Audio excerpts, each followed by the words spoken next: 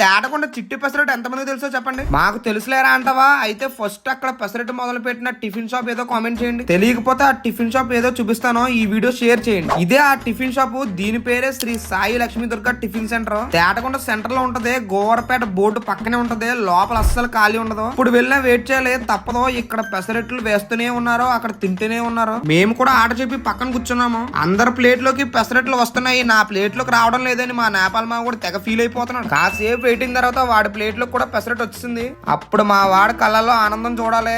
ఇంకా వేడి వేడి పెసరట్టు ఉప్మాతో తీసుకుని దబ్బక చట్నీతో తింటే మామూలుగా లేదు, బుర్ర పాడైపోయింది అంతే. మా మావాడి కోసం తెలుసుగా ఉతికి ఆరేసాడు. వాడికి దబ్బకే కాంబినేషన్ బాగా నచ్చిందంట. ఒక ప్లేట్ కి వచ్చి 2 పెసరట్టు ఉప్మాలు ఇచ్చారు. 70 రూపాయలు అయితే తీసుకున్నారు. కాస్ట్ కొంచెం ఎక్కువ అనిపించింది. టేస్ట్ అయితే బాగుంది, కానీ క్రౌడ్ చాలా ఎక్కువ వస్తున్నారు ఇక్కడికి. సో మీరు కూడా వైజాగ్ హైవే వైపు వెళ్తే కనుక తేటకొండ సెంటర్ ఈ చిట్టి పెసరట్టు ఉప్మా తినండి, ఫిదా అయిపోతారో. అప్పాషం కిరికిరి సబ్స్క్రైబ్ చేసుకోండి.